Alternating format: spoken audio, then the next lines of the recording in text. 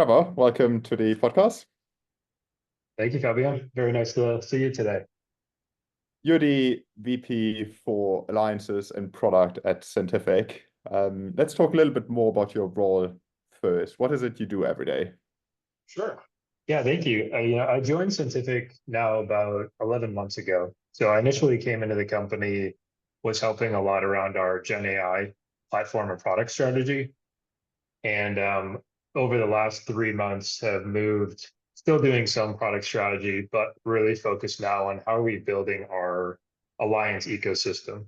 So within the Gen AI space and just AI space, there's multiple layers. There's infrastructure, there's the model layer, there's storage, there's multiple components. So we've really been focused as a team on how do we build a comprehensive ecosystem. So as we work with Magnificent Seven or enterprises like yourselves, how can we bring that ecosystem to these Gen AI projects at scale?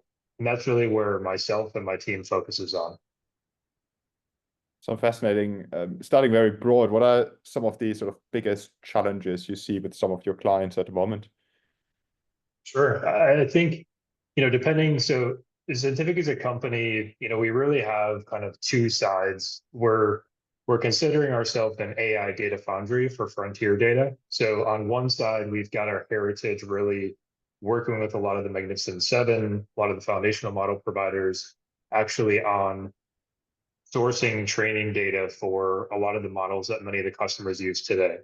And I think as many people have seen, a lot of the public data has been exhausted. So where we're working with these companies now are where are the fringes in which they can make these models smarter for reasoning for very domain specific tasks. So I think a lot of the challenges actually come into, where is the talent, where are the domains, getting high quality data in a consistent format as you're working with global audiences, contextualizing. I think those are the two things are, you know, the bigger challenges we see as companies are moving more global, moving from English to multiple languages is a big challenge because there's not a lot of people who understand.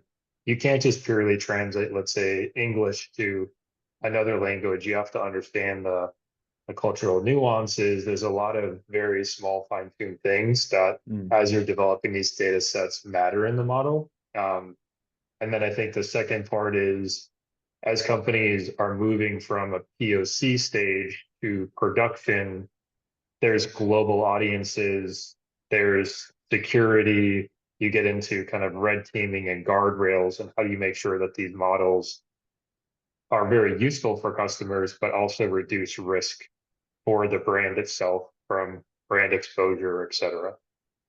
Mm. Are there any particular type of data assets organizations are struggling a lot with? You just mentioned sort of translating languages. Are there any other data related sort of challenges that you see a lot at the moment? Sure. I think languages is a big one. So, actually translating, and I think I want to be clear, it's actually more than just translating, it's contextualizing to that local country, to Mm. that specific domain. There's requests that come through for PhDs with, let's say, Python code experience because people are trying to build, let's say, a Python code interpreter to enable their internal teams. Um, so I think language and more contextualizing that language is one.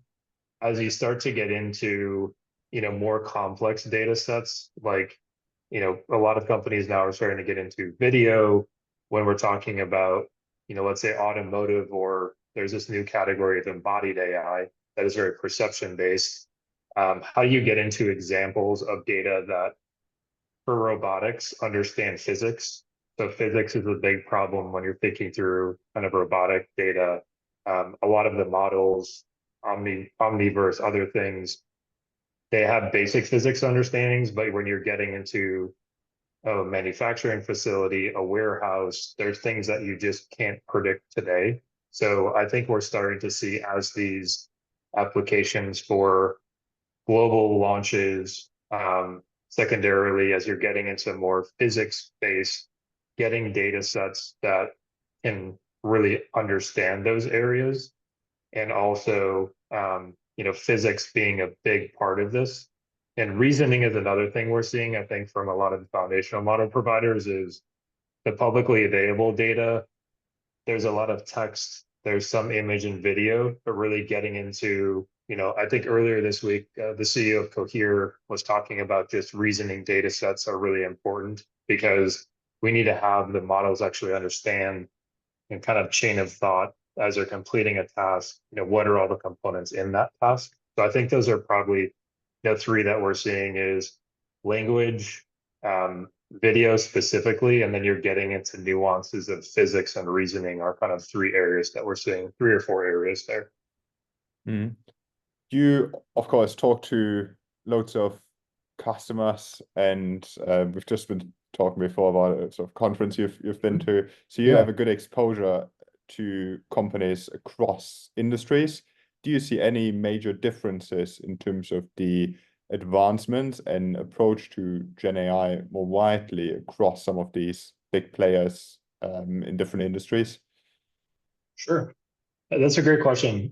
Yeah, I think we were talking before we started the podcast. We were at Cohere had an agentic workflow event last week in San Francisco, and then prior to that, I was in Colorado for a KeyBank investor conference that brought together roughly about 500 investors from around the world and over 600 enterprises and large companies. I think what we're seeing is, different companies are at different stages of maturity. So when we think of maturity, I think the first thing is more data. Where is your data? Is your data centralized, in a single area that you can start generative AI on? Some companies spent the last, let's say, 5 to 7 years doing digital transformations that they have their data ready. They've been through kind of the predictive AI machine learning era, and now they're looking at how can I move to generative AI, where other companies either were mid that transformation and are trying to start or haven't even started yet. So I think when we think through kind of AI fluency and maturity, those are probably three areas. And then the second would be, some companies have internal teams starting AI or generative AI, but the executive leadership team is kind of catching up. So I think we see some companies will start POC to production, but really where things start to, let's say, not scale is when the executive team isn't bought in or doesn't understand kind of the future. So I think having top down and also bottom up as part of these initiatives is very helpful. So those are kind of two dimensions. When we get into industry specific, I think we're seeing, at least in, insurance, healthcare, supply chain, there's a lot of movement with generative AI around internal process optimization. So optimizing internal processes to either make staff more effective and or optimize margins in those reserves. The other one is retail. We're working with a lot of retail CPG companies with generative AI use cases around, let's say, chatbots that are kind of twofold. Either one is they have very complicated documentation. So if you're selling large goods that usually there's a PDF or something required, you can train generative AI chatbots to actually go deep into those and actually provide a better customer experience. And then if there's a question beyond that, you can call a call center representative. The other side is more actually training chatbots to be used internally to make that customer support team more effective. So those are, I think, kind of two sides of the coin. We're seeing a lot of movement, I think, from POC to production in retail CPG around those kind of chatbot customer success experiences, as well as similar experiences across, let's say healthcare, banking. The other ones that we're doing some experimentation with and are having success really is around video. So indexing a lot of video content, whether it's in a manufacturing facility, a retailer themselves, and actually looking at things related to, shrink, churn, workplace safety using generative AI, because we've developed through some partnerships a way to actually index large amounts of video and make that useful through a generative tool for a team. Mhm. That's super helpful. A couple of areas we could dive into a little bit deeper Yeah, is starting with the first one. You mentioned GenAI maturity there and explained how, of course, the importance of data, which has been really important over many, many years now. You mentioned sort of the journey from, I guess, predictive analytics, especially using sort of advanced machine learning models to the current state. If you would assess GenAI maturity more widely, what are some of the other factors you would take into consideration when assessing the GenAI maturity of especially these large incumbent organizations? sure. Those are good questions. I know we've covered, to your point, kind of data. I think the other part is just the executive, I'd say executive and just company buy-in to moving Gen AI forward, because a lot of the POCs can start, and I love your feedback too, what you're seeing inside of, your company, but POCs start sometimes within teams, but they have difficulty scaling beyond that.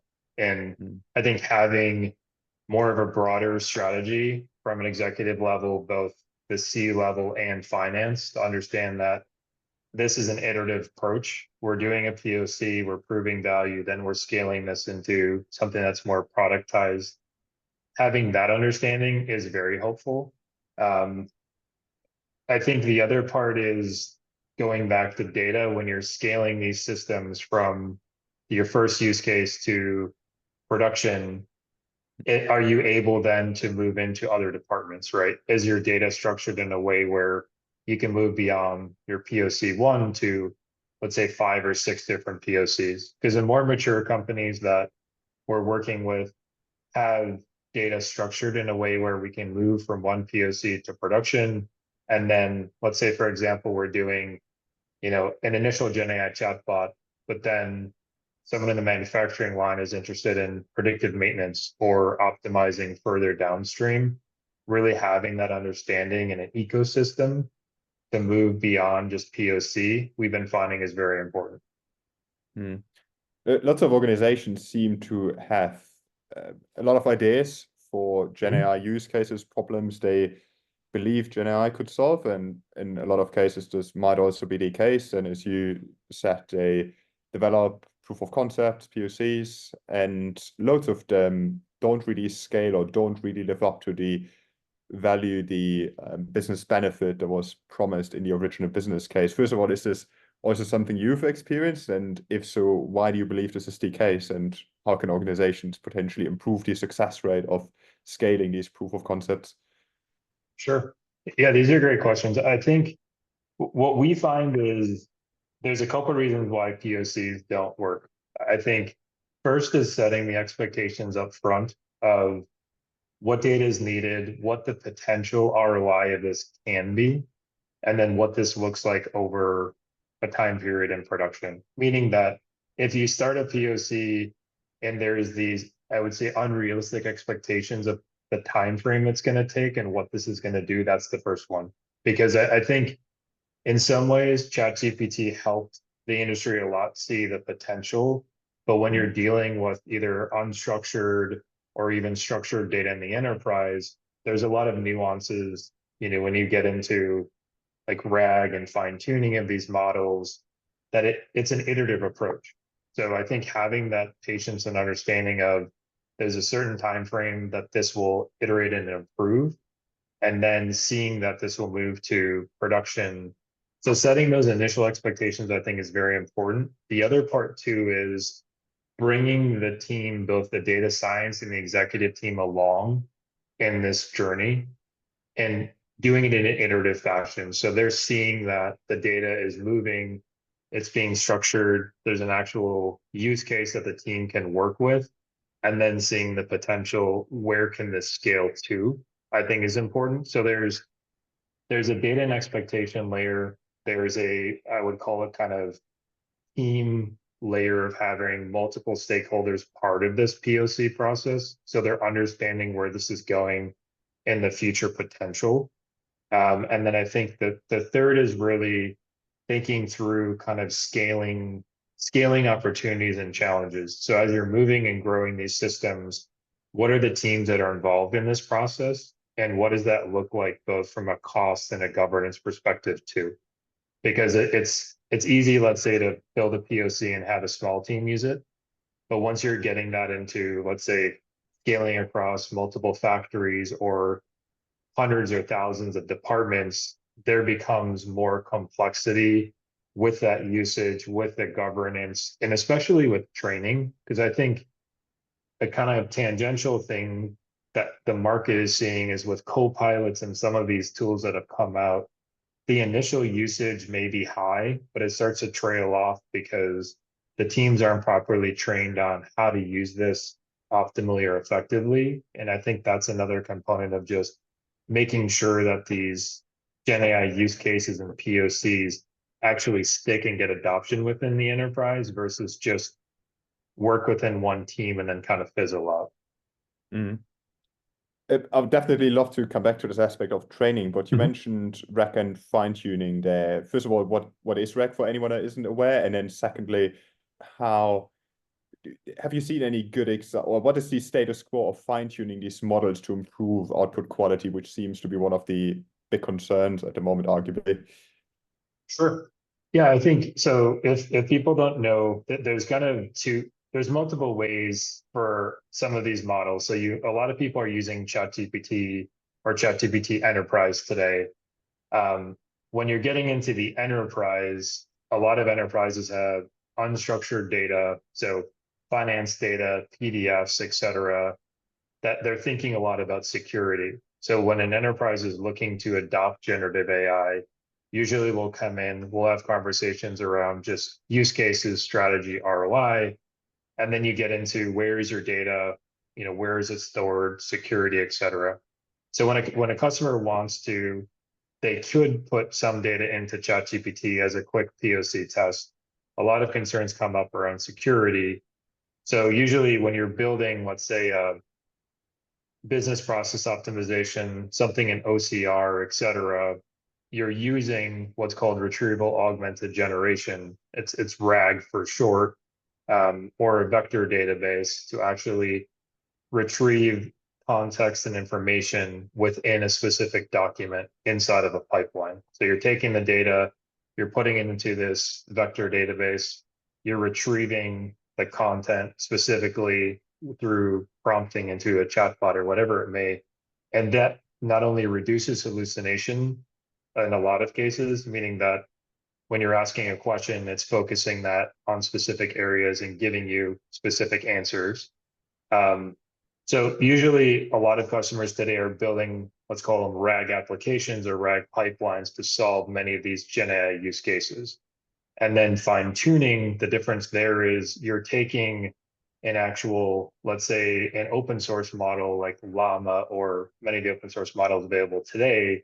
And instead, you're actually tuning the parameters of the model to fit a specific use case on your data. So those are kind of two different or could be used complementary tactics of one is taking a model, fine tuning it. The other one is actually building a pipeline that's focusing very specific and retrieving information to solve very specific tasks. Mm. First of all, thanks. That was a super clear and helpful Yeah, explanation. Coming back to this aspect of training, I've seen varying levels and approaches to essentially empower the workforce to use Gen AI in one form or another. What are some of the good examples you've seen as it relates to organizational-wide training initiatives for Gen AI?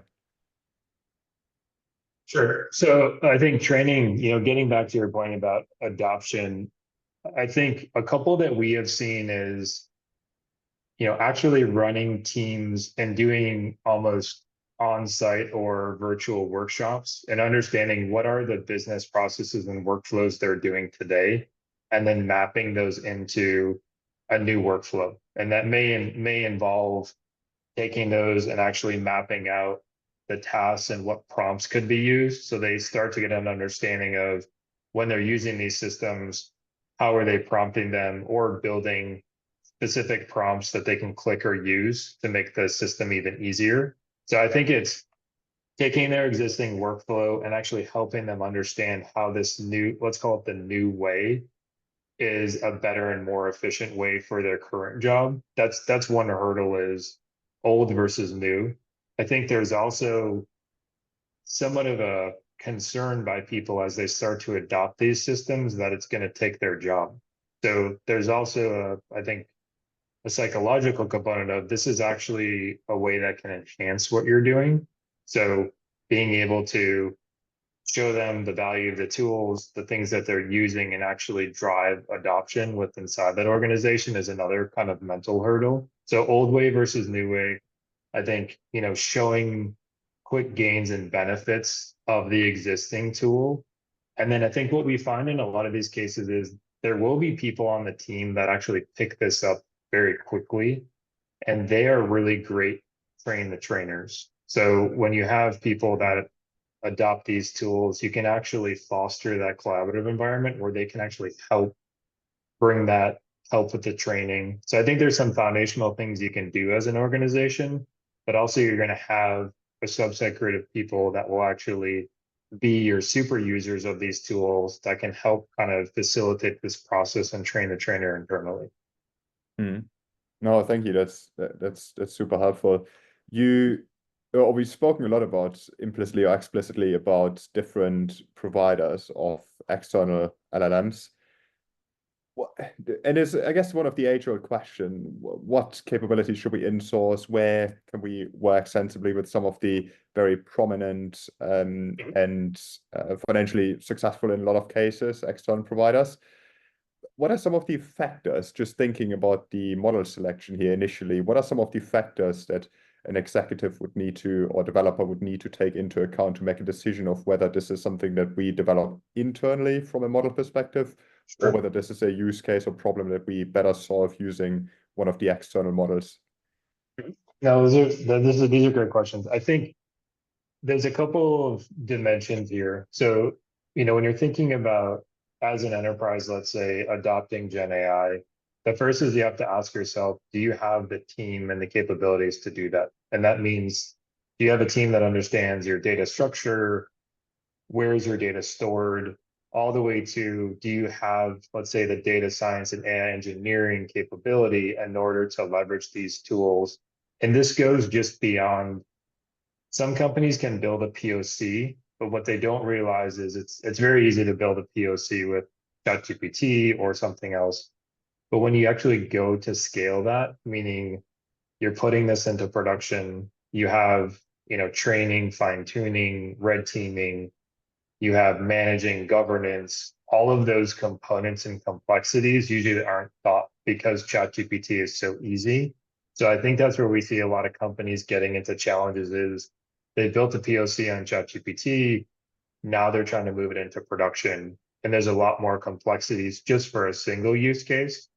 But if you're trying to scale this across your company, there's even more complexity there. So it's, do you have the team and the competency first, and really the time? Because some data science teams also will be focused on very high level, big projects where a lot of the Gen AI use cases that can add more, equal value aren't getting touched. So there also is a case of, can you work with companies to help you with that? So that's the first. The second then comes down to, I think, data security and privacy. So the data that you're working with, is this potentially customer data? Does this data have, let's say, any IP inside of it? That would be a second. So it's the team, then it's the data, right?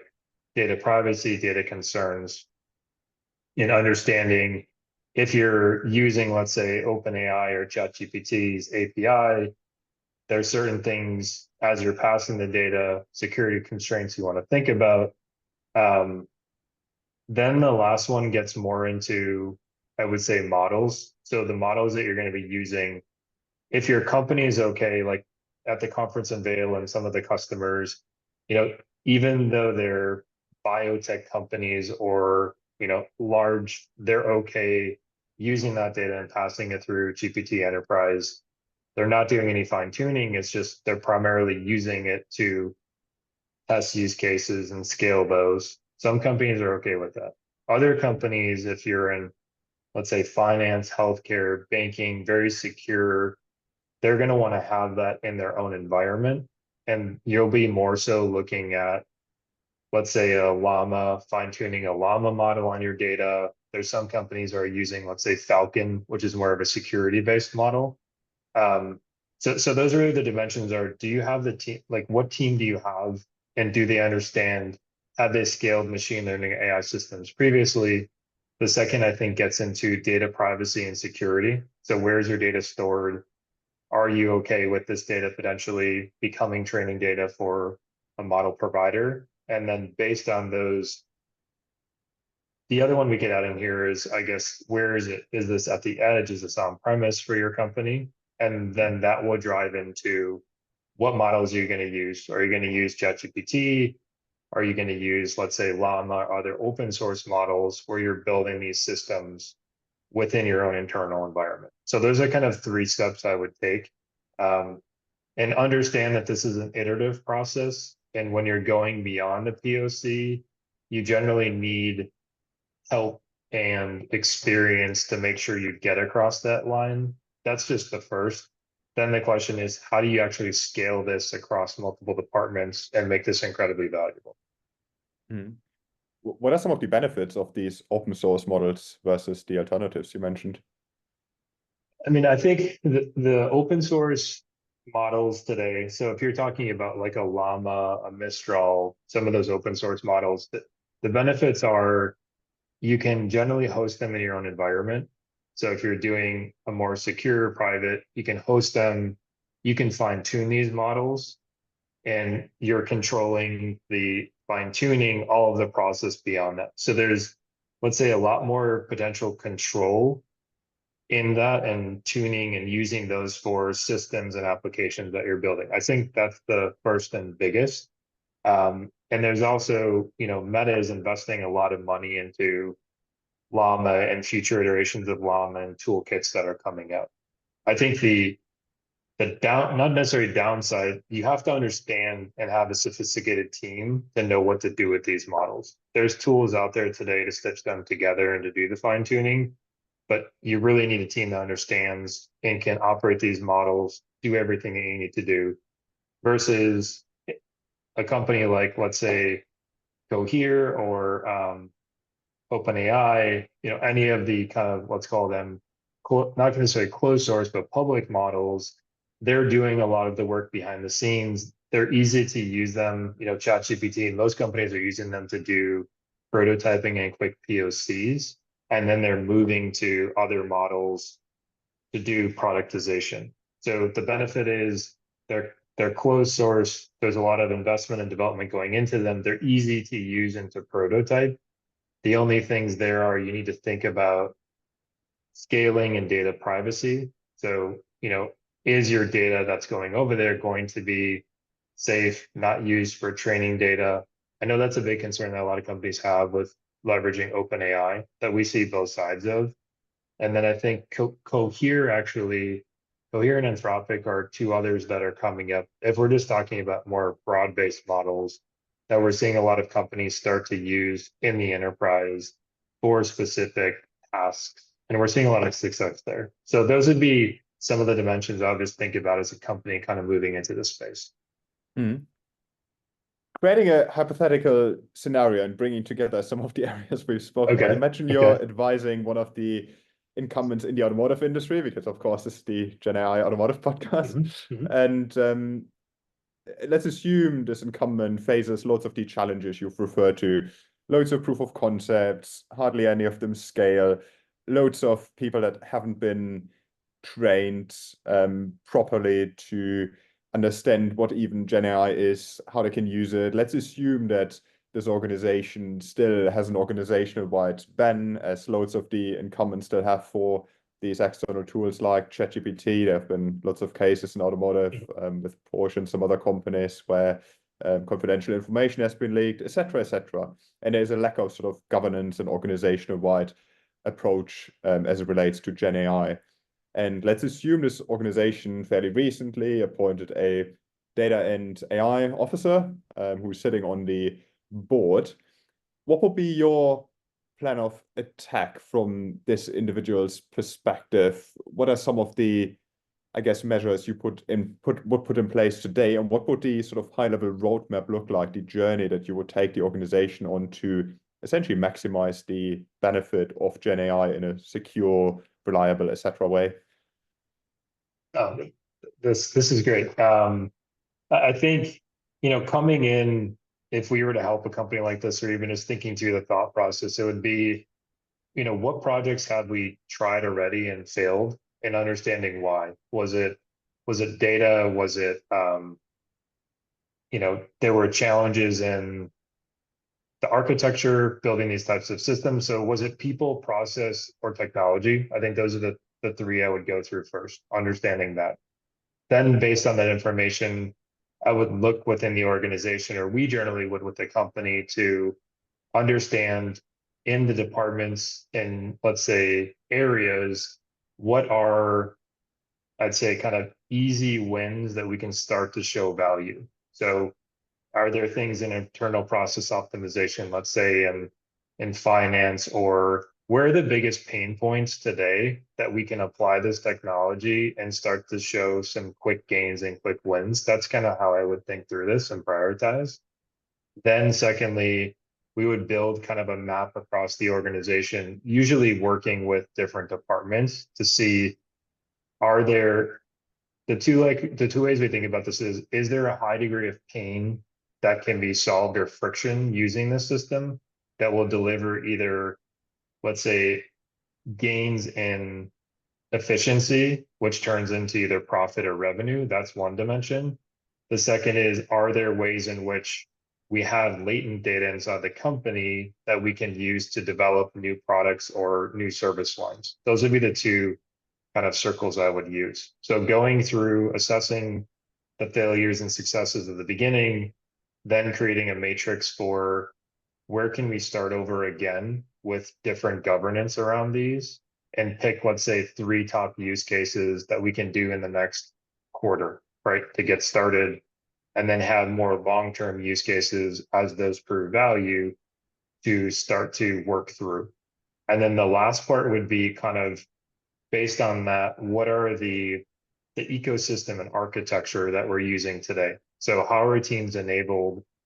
Do we have an internal data science team or teams that are implementing this technology?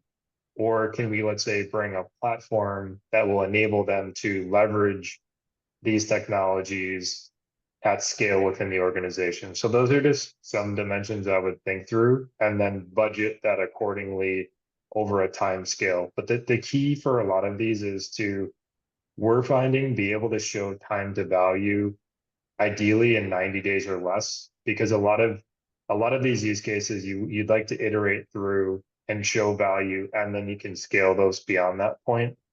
If you're spending, let's say, 6, 9, 12 months on some of these use cases, usually that's where they get off the rails, is you're not able to show value fast enough. And then you're just continuing and you're spending more and more money on something that may not be successful. It's fascinating. Would have exactly been the area that I would like to follow up on, around lots of organizations use quarterly objectives and key results. I guess this could be a useful framework here as well. What are some of the metrics that you would recommend looking into for the goal setting to assess the progress and demonstrate the success of the GenAI use cases? Sure. I think a lot of this comes back to initial expectation setting. So you need to define, what are you trying to optimize for? I think that's one thing kind of threading through this conversation is, if there's not a goal or objective in place, we're trying to optimize X. That's where a lot of these use cases just continue on without a kind of an end in sight. So it would be, if it's a process optimization, what are you specifically trying to optimize for? Is it time? Is it people? So are you trying to reduce a task from, let's say, for customer support, a typical task may take 5 minutes. Can we reduce this time down to 30 seconds because we're providing better information? Or is there a cost component to this, right? We're paying X number per hour per staff member to do this task.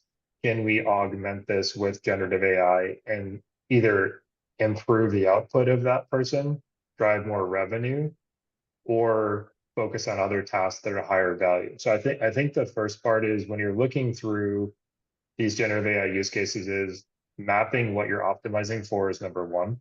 So what are we optimizing for is the first. I think KPIs would also be around, cost. So the cost for inference, the cost for building these use cases. So budgeting, kind of an initial budget or an ongoing budget for these. The third would also be there's some soft metrics. So you're optimizing for either business value, cost optimization, et cetera. You're building a budget around these use cases. I think it's also per dollar spent. So there are some statistics that IDC actually just put out, I think a few weeks ago around, the best companies are getting about, it's 5%. For every dollar they're spending on generative AI, they're getting $8 in return. The median companies are getting about $4 in return. And there's a small group who are getting maybe a 2-to-1 return on that. So understanding kind of what does ROI mean for you as a company in these investments over that same time scale.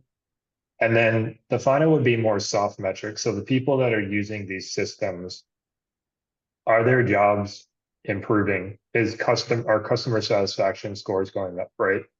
Customers that are using these systems, are they getting better experiences? Are they having ideally internally staffed too? If you're doing a laborious task, like there's some companies who are doing predictive manufacturing or they're doing very repetitive tasks, and they're just commenting that these systems are making their job a lot easier and that they can move to higher value tasks and equations versus just doing, in some cases, someone would be tagging the same image 40 times, for example, in a predictive maintenance equation, where this is just making their job so much more effective.